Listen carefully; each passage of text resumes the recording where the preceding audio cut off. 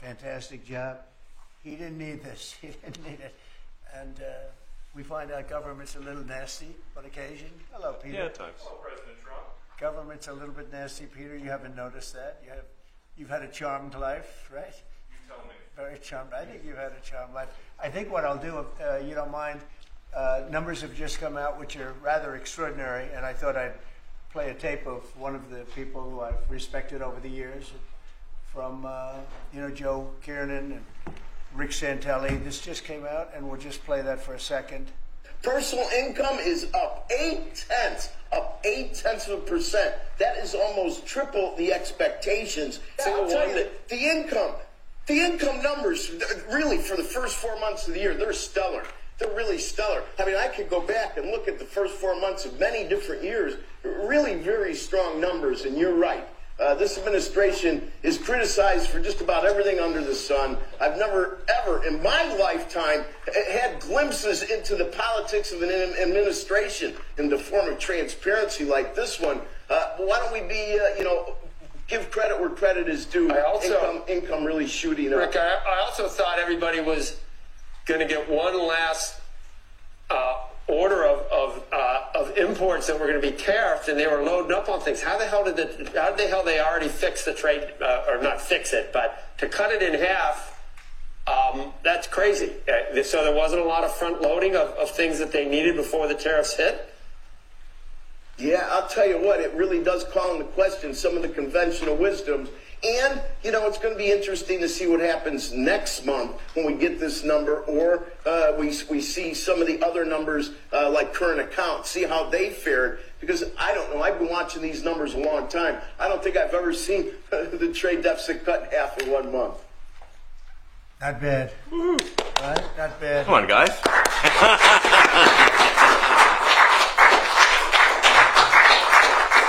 Yeah. I see Howard and Scott are here, so it's great.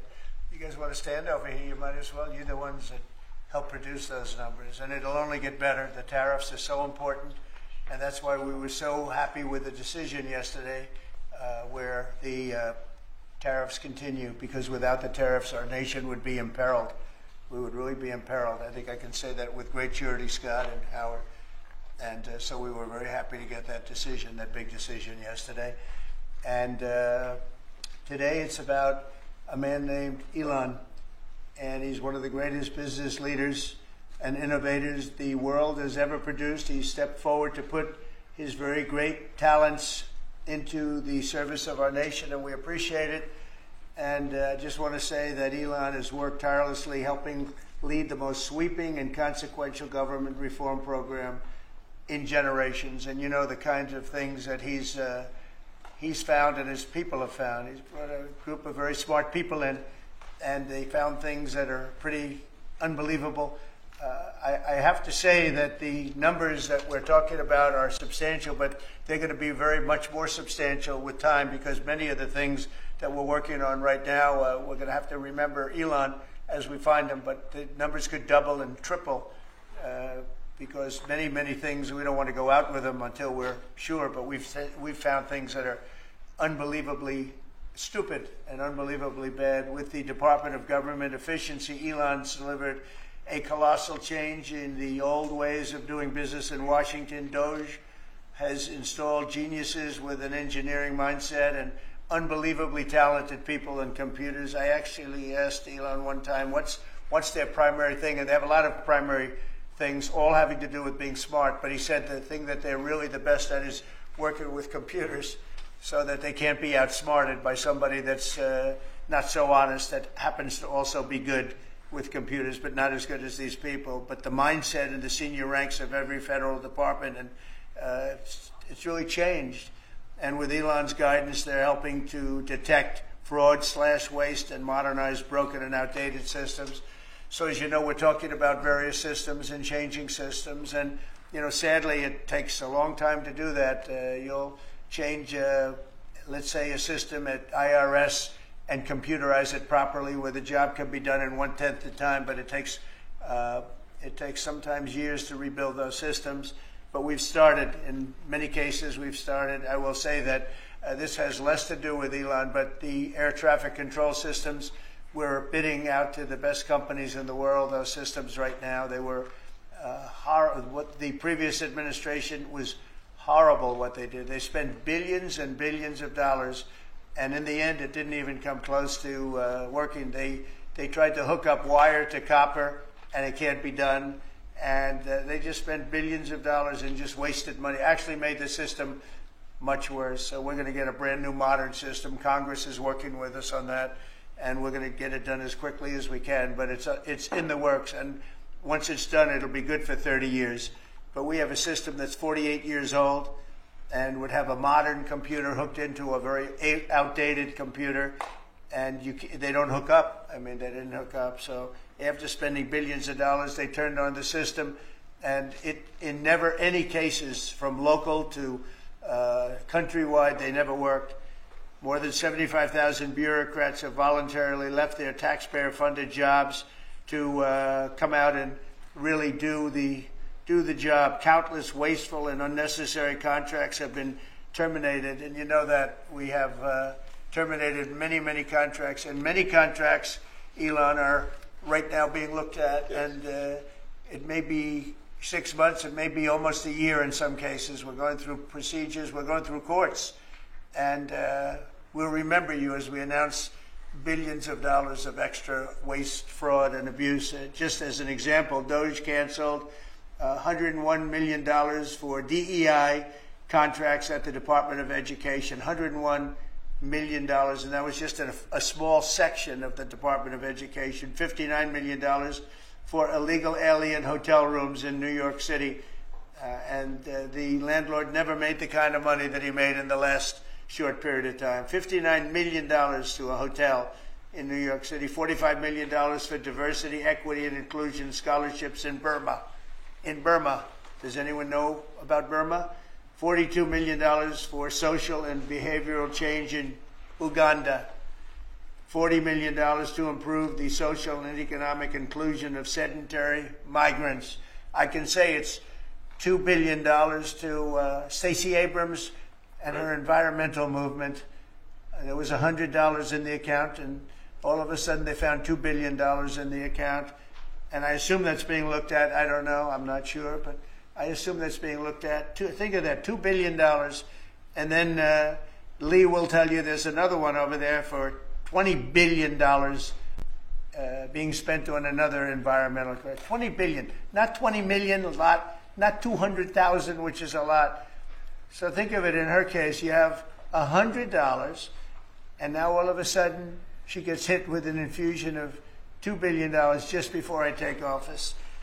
$20 million for Arab Sesame Street in the Middle East. Nobody knows what that's all about. Nobody's been able to find it. $8 million for making mice transgender. So they spent $8 million on making mice transgender. And those are better than many of the others. I could sit here all day and read things just like that, but we have other things to do. So it's much, much more than just that. We're totally committed to making the DOGE cuts permanent and stopping much more of the waste in the months to come. We want to get our great, big, beautiful bill finished and done. After that, we put some of this into the bill, but most of it's going to come later. We're going to have it cauterized by Congress, affirmed by Congress. In some cases, we'll make cuts. In some cases, we'll just use it in a different layer to save the money. But it's hundreds of billions of dollars. DOGE has also fully modernized the federal retirement process and continues to work very hard on the IRS modernization. But we're taking that over with DOGE. Many of the DOGE people, Elon, are staying behind, too, so they're not leaving. And Elon's really not leaving. He's going to be back and forth, I think. I have a feeling.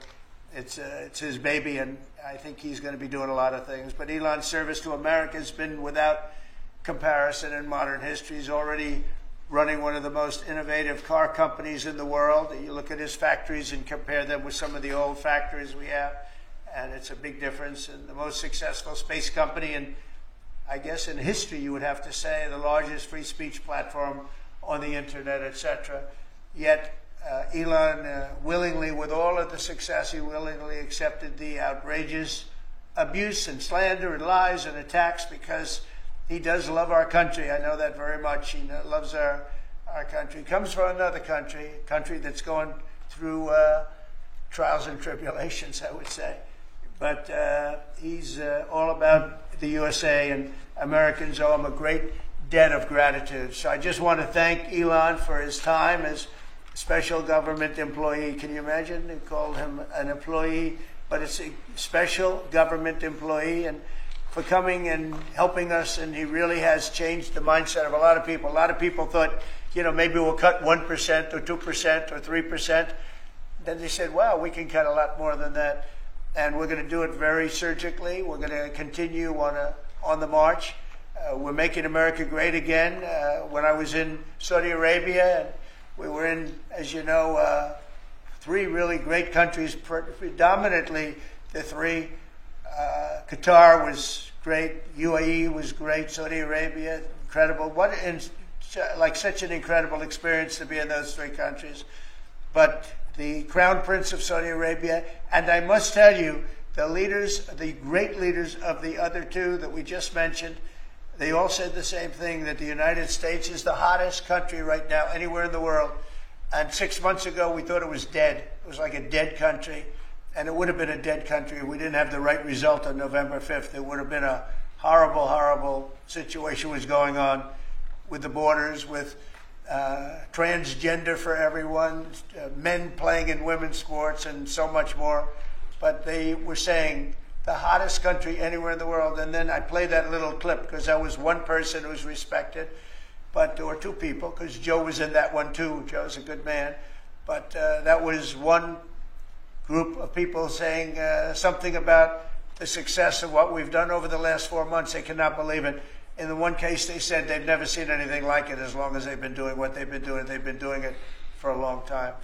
So I want to thank Elon for helping. And again, the United States right now is the hottest country anywhere in the world. There's no country as hot, and we're doing really well. When I left, we had no wars, we had no problems. We defeated ISIS, we rebuilt our military, and we had no inflation.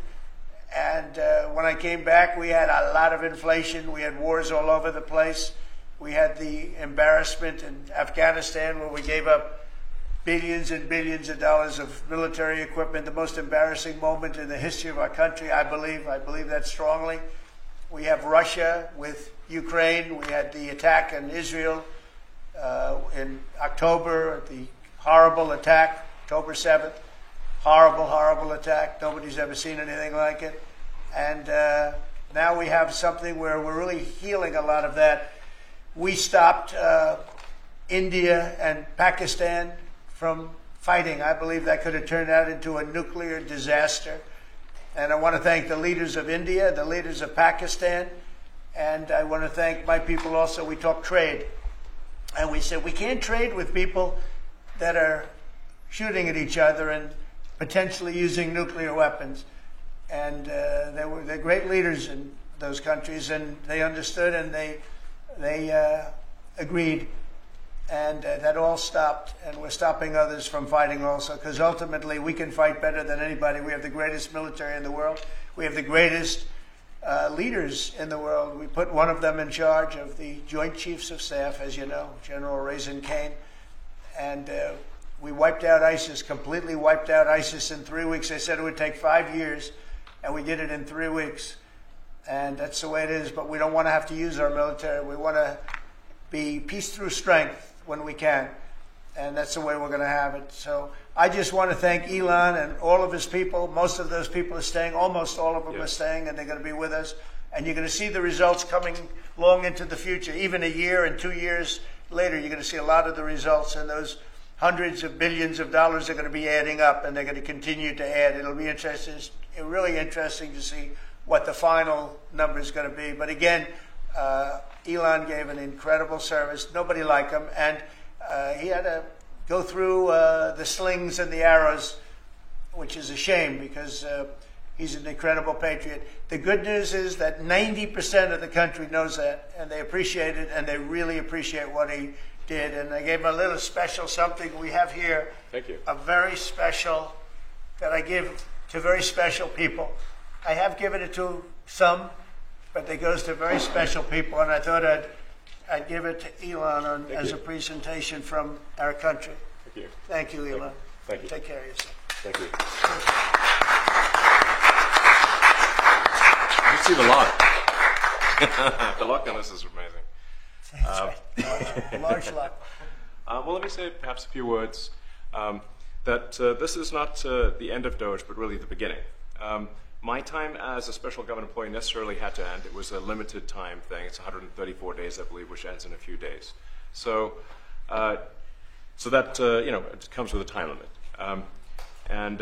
But the Doge team will only grow stronger over time. The Doge influence will only grow stronger. It's I liken it to sort of Buddhism. It's like a way of life. So it is permeating throughout the government, and I'm confident that over time we will see $1 trillion of savings and a reduction in $1 trillion of waste and fraud reduction. The calculations of the Doge team thus far, in terms of an FY25 to FY26 delta, are over 160 billion, and that's climbing. We expect that number will probably go over 200 billion soon. So I think the Doge team is doing an incredible job. They're going to continue doing an incredible job, and I'll continue to be visiting here and be a friend and advisor to the president. And I look forward to times being back in this amazing room. By the way, isn't this incredible? Look at this incredible. It's stunning. I think the way that the Oval Office, how the president has just completely redone the Oval Office. It's beautiful. I love the gold on the ceiling. Thank you. It's pretty nice. Yeah. It's been there a long time. That was plaster. Nobody ever really saw it. They didn't know the eagle was up there. And we highlighted. It's essentially it's a landmark, a great landmark, and that's 24 karat gold. And everybody loved it. And now they all see it when they come in. So it's been good. The Oval Office finally has the majesty that it deserves, thanks to the president. So I look forward to continuing to be a friend and advisor to the president, continuing to support the Doge team, and we are relentlessly pursuing $8 trillion in waste and fraud reductions, which will benefit the American taxpayer.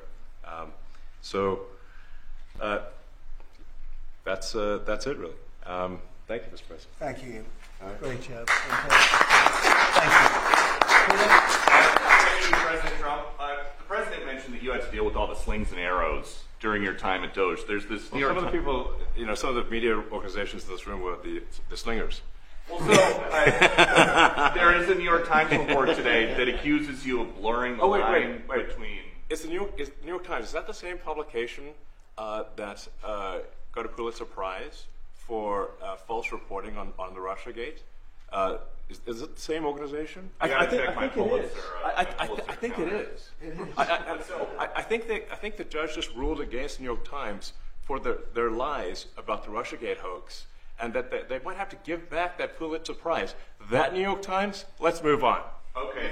Next question. I got one. President Trump, Biden aides who used to work here are in talks with Republicans in Congress to go and testify about what they did or didn't do to possibly conceal President Biden's decline.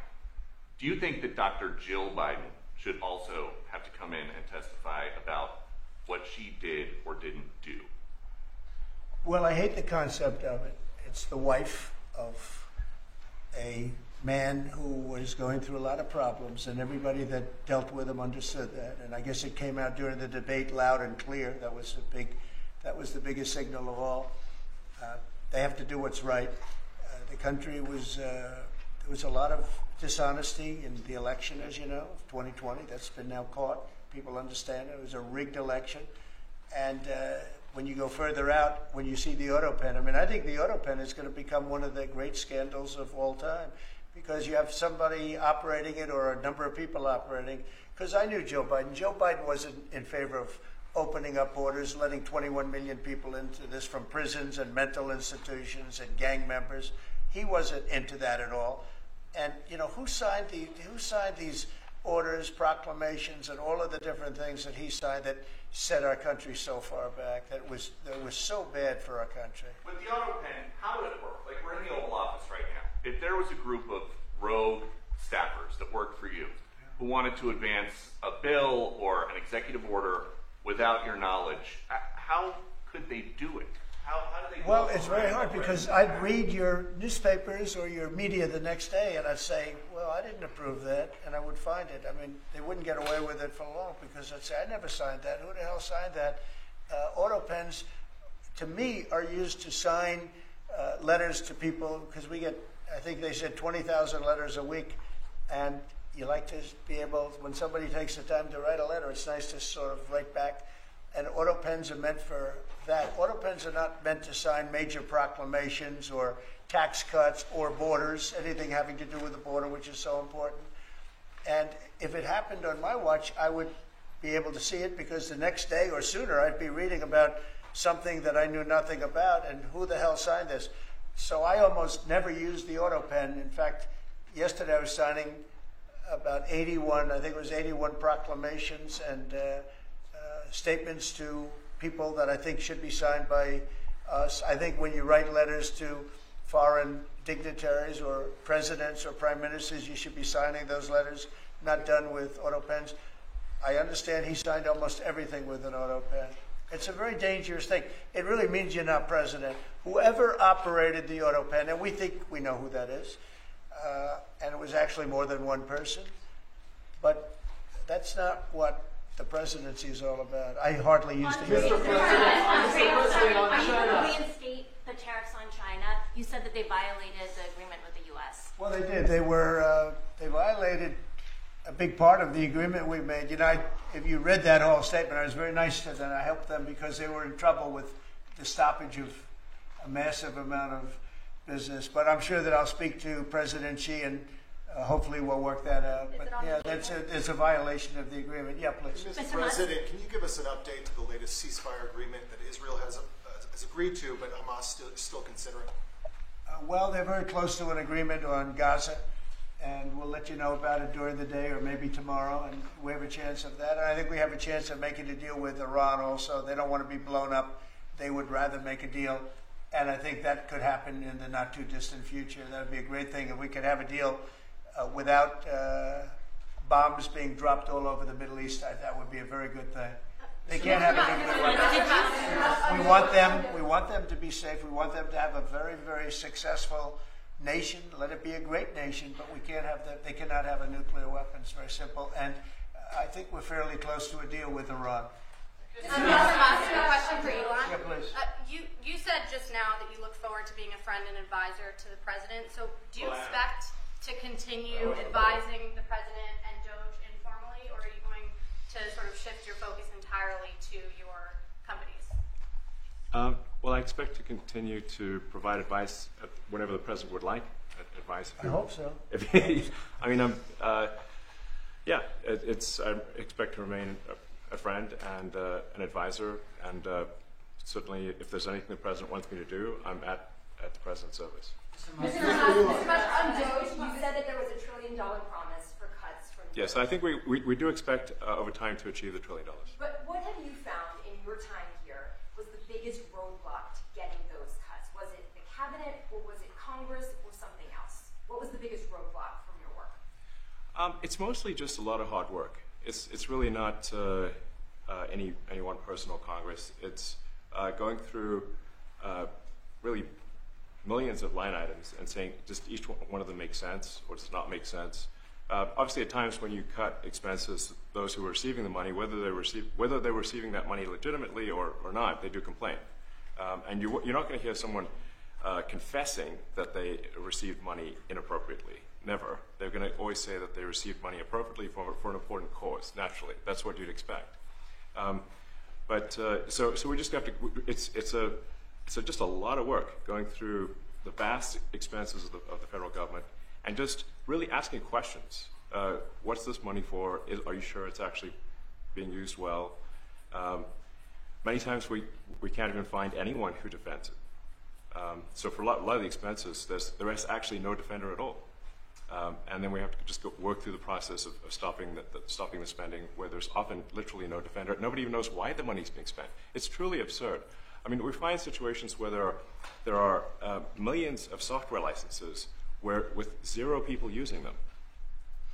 0. Exactly. This is the quizzical expression. You're like, surely, if there's millions of software licenses, someone should be using them. No, and then we've got to go through the process of saying, okay, look, if no one's using the software, we need to terminate this software license agreement. That's everywhere in the government, by the way. Mr. Musk, what do you think would be easier, colonizing Mars or making the government efficient? It's a tough call, but I think colonizing Mars and making life multiplanetary is harder. And as I said, we do expect to achieve over time the $1 trillion of savings. We can't do it in like a few months, but if you say by I think the official end of Doge, which the president may choose to extend, is the middle of next year. If you say by the middle of next year, with the support of the president and Congress, could we achieve $1 trillion of savings? I think so. We're on track to do so. Do you have faith that Congress is going to Go ahead. Mr. President, you had mentioned earlier in the week that Doge had become a whipping boy, and as the president mentioned, you went through a lot to go through this process. Yes. Was it worth it for you, and what would you change?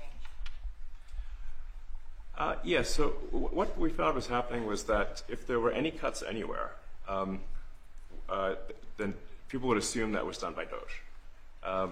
And so we became like essentially the Doge boogeyman, where if any cut anywhere would be ascribed to Doge. A friend of mine's daughter, who's at law school at Georgetown, thought that Doge had cut the Senate, the internships the legal internships for the Senate, and we have nothing to do with that. So if they have been cut, it's not to do with us, just as an example.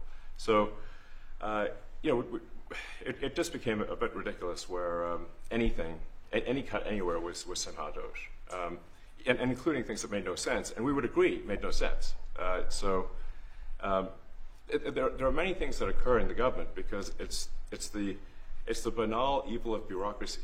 It's sort of the frankly largely uncaring nature of bureaucracy. It's as the great Milton Friedman said, money is spent most poorly when it is someone else's money being spent on people you don't know, and that's how federal spending is.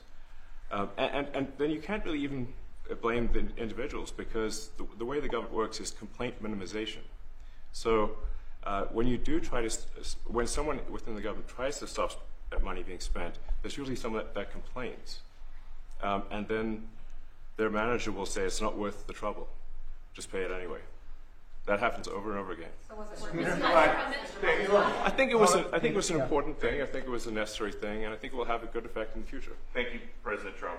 This week there was a video on board a plane that showed the First Lady of France slapping her husband, Emmanuel Macron. Do you have any world leader to world leader marital advice? Make sure the door remains closed. That was not good. Yeah. Was not good. No, I spoke to him, and he's fine. They're fine. They're two really good people. I know them very well, and I don't know what that was all about, but I know them very well, and they're fine. I got a little shiner here. What do you think about the Democratic Party plan to avoid being swept in every battleground state again by spending $20 million to study how to speak to American men? Well, they spent $2.8 billion. We spent 1.5. We spent much less. We spent about half of what they spent, and at the end they were $28 million short. They had to be. They spent $2.8 billion. It's a lot, but they couldn't get $28 million at the end, and now they want to spend. I read that they want to spend money to learn how to talk. That's fake. You don't want to be fake. You shouldn't have to hire consultants to say what America needs, because then the consultants should be running the deal, not them. But I read that they want to spend a lot of money in each state. So we won all 7 swing states, 7 out of 7. We won a lot more than that. We won the popular vote. We won everything, and they want to spend money to find out what they did wrong. And I mean, I can tell you what they did wrong. I can tell you every one of their programs. When they say men playing in women's sports, I would say that's not a winner. When they say transgender for everybody, I think that's not a winner.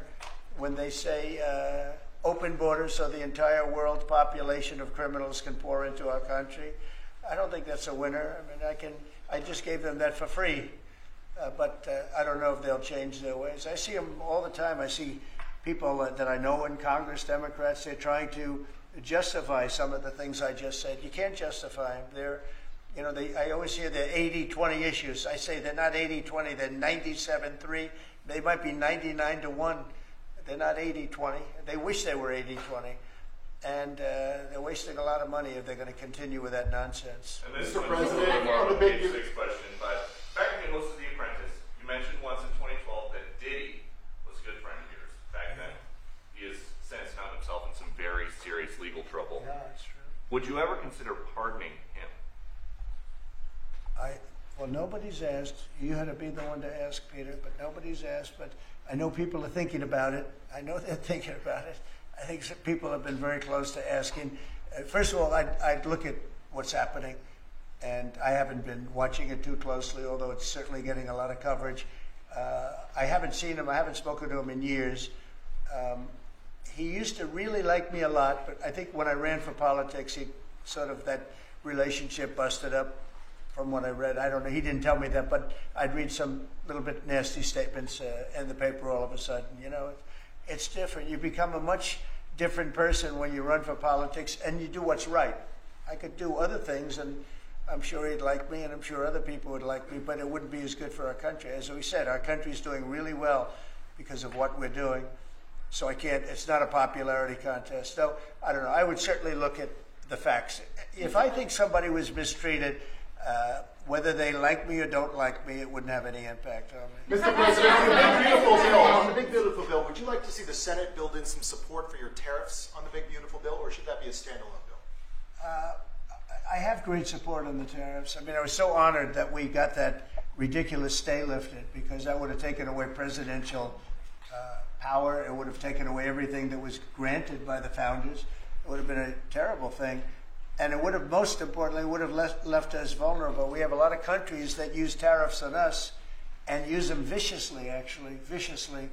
And if we didn't have the power to use tariffs on them, and instantly, not when you go back to Congress and try and get hundreds of people to agree on something, that would take months to get just one simple proclamation. If we didn't have the power to counteract their powers, you wouldn't have a country left. We have to act fast. We have to be fast and nimble, as they say. And that was a really great moment, I think, yesterday when that stay was lifted. And hopefully now we'll go to court and just win that battle. Because if we don't have the power to do what they're doing to us, we are going to be a great nation no longer. Quickly, Elon Musk was once idolized by folks on the left in this country before joining your administration. Now he's considered a hero by conservatives. Why do you think this man, what he's done in American life, has been so politicized? Well, his life has been amazing. I mean, I look at so many different things. I look at that rocket being, guided back into position. I've never seen that before. I thought it was a space movie. I thought it was a movie.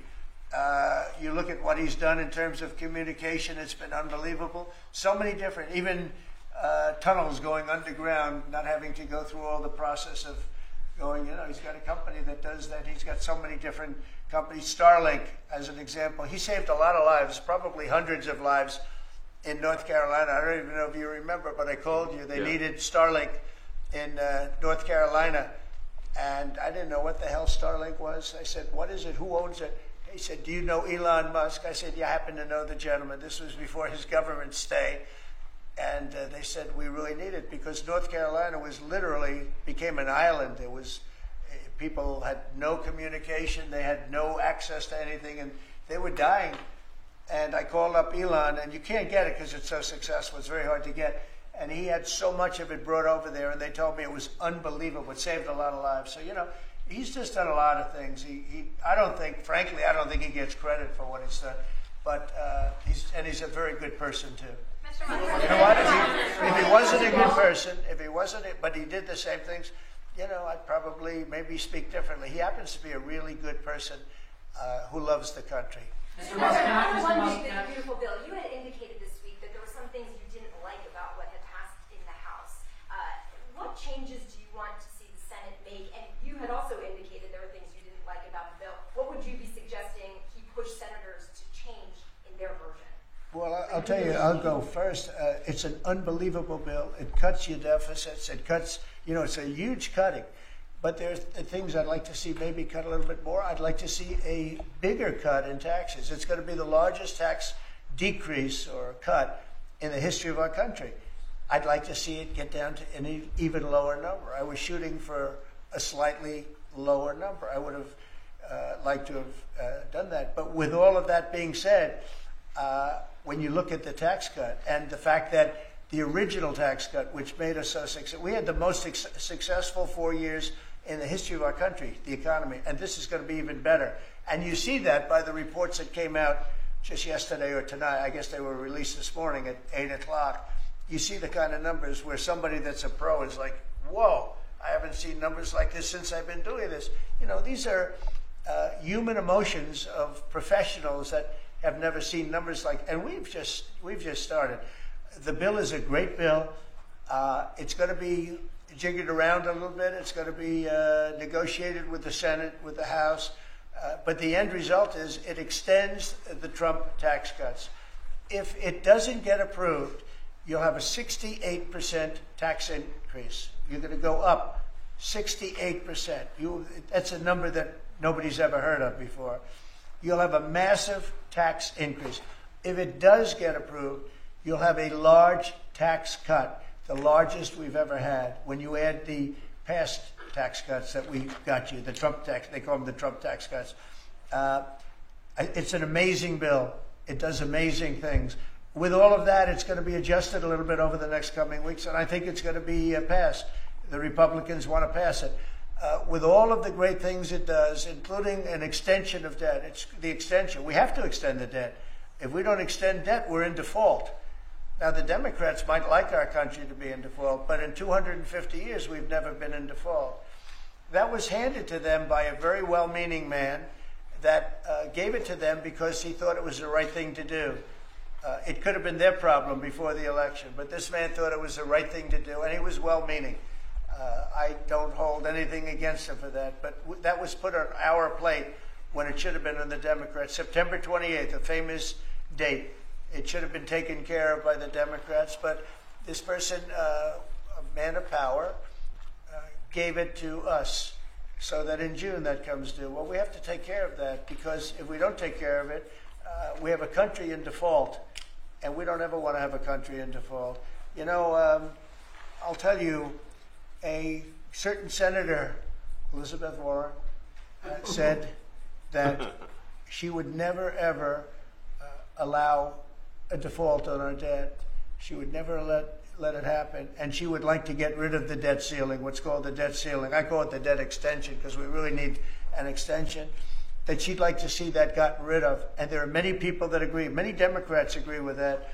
But we gave that through, and I don't want to say an error. He did it well-meaning.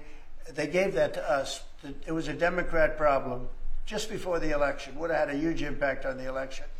And to our benefit, we won anyway, but to our benefit. But felt that really for the good of the country, we should extend that. But Elizabeth Warren and various other people would like to see that. Her whole career, she wanted to see it terminated, gotten rid of, not being voted on every 5 years or 10 years. And the reason was because it's so catastrophic for our country. And I always agreed with her. That was one thing I agreed with her on. Now, I haven't spoken to her, but I would say that if you asked her that question now, she'd say, no, it's their problem. But it's a very unfortunate situation. It's a very unfair situation. And she happened to be right on that. It should be gotten rid of, or it should simply be extended. But that's one of the things that gets taken care of in this bill. That automatically gets extended for a 4-year period, and it should be. But I agree with Elizabeth Warren on that. I think you should get rid of it. It's too catastrophic. Mr. Musk, yeah, please, go ahead. do you want to see, Mr. Musk, to the bill? And to international students, I guess you're welcome to study in the United States. And one question for Mr. Musk. To students, well, we want to have great students here. We just don't want students that are causing trouble. We want to have students. I want to have foreign students. I think Harvard, it's close to 31%. That's a lot.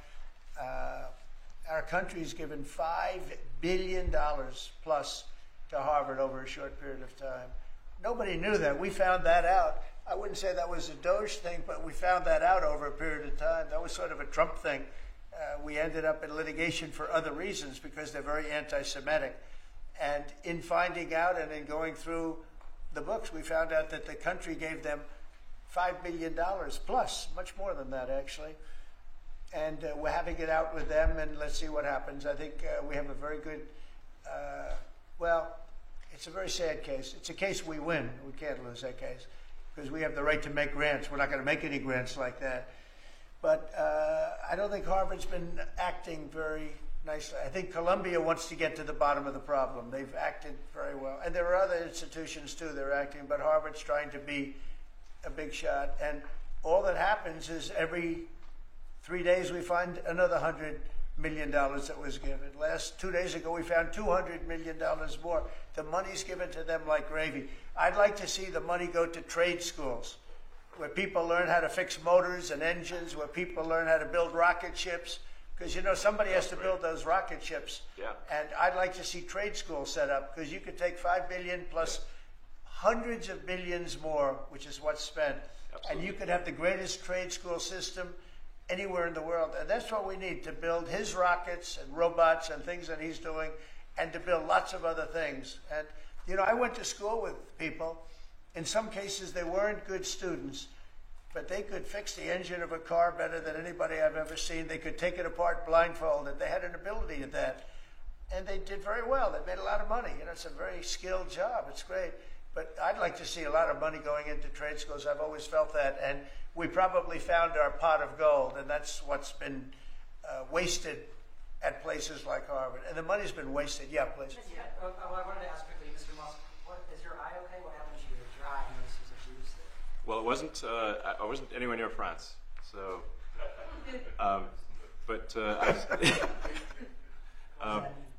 No. I didn't notice about the First Lady of France. getting slapped, you know. I didn't notice. Yeah, no, I was just horsing around with Lil X, and I said, "Go ahead, punch me in the face," and he did. Turns out, even a 5-year-old punching you in the face actually does. That was X that did that? Yeah, X could do it. If you knew X, I was with his mom right now, but I didn't really feel much at the time, and then I guess it bruises up. But I just horsing around with the kids. I didn't basically. notice it actually. I know that you try to stay pretty neutral because not your war, but And by the way, not my war. I just want to solve the problem for people. This was not a war that was going to happen if I were president. right, and so not your war, but as you try to fix it, and as you survey this hellscape of the Ukrainian front lines, It's horrible. and you and your team deal with a very stubborn Vladimir Putin. Do you And Zelensky. Yeah. But do you look at this Very stubborn conflict Zelensky too. any differently now? Like, do you look at this and see Putin as the good guy or the bad guy? So I've known him very well, and I went through a lot of things with him because Russia was, the Russia hoax turned out to be a total hoax. New York Times, they got a Pulitzer Prize. They have to give back the Pulitzer Prize. That's my lawsuit, and they're doing very poorly in that lawsuit. But they wrote stories about how it was true and it was false, and a lot of Washington Post also. I have gotten to see things that I was very surprised at.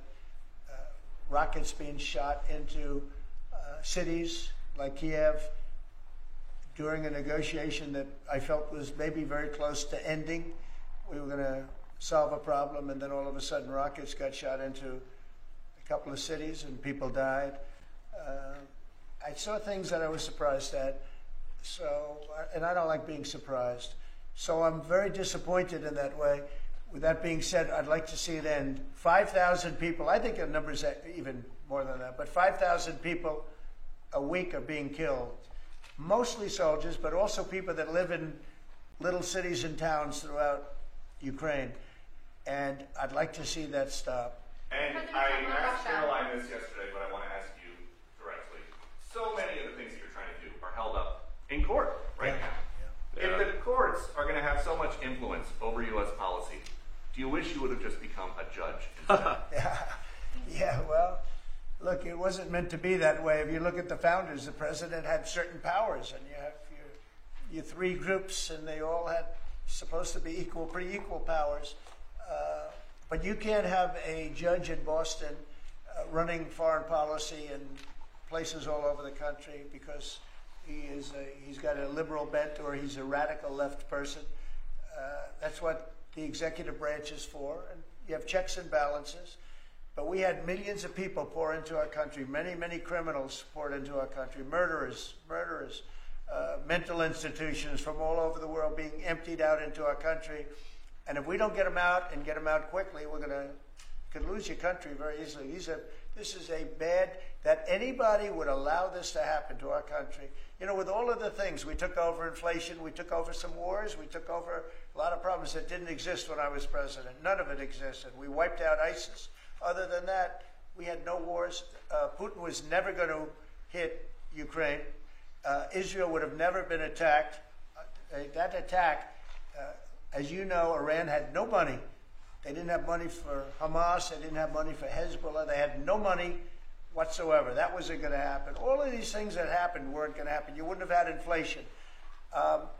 So it's very sad when I came back. But the thing that is the hardest is that they allowed 21 million people into our country, and many of those people are stone-cold criminals.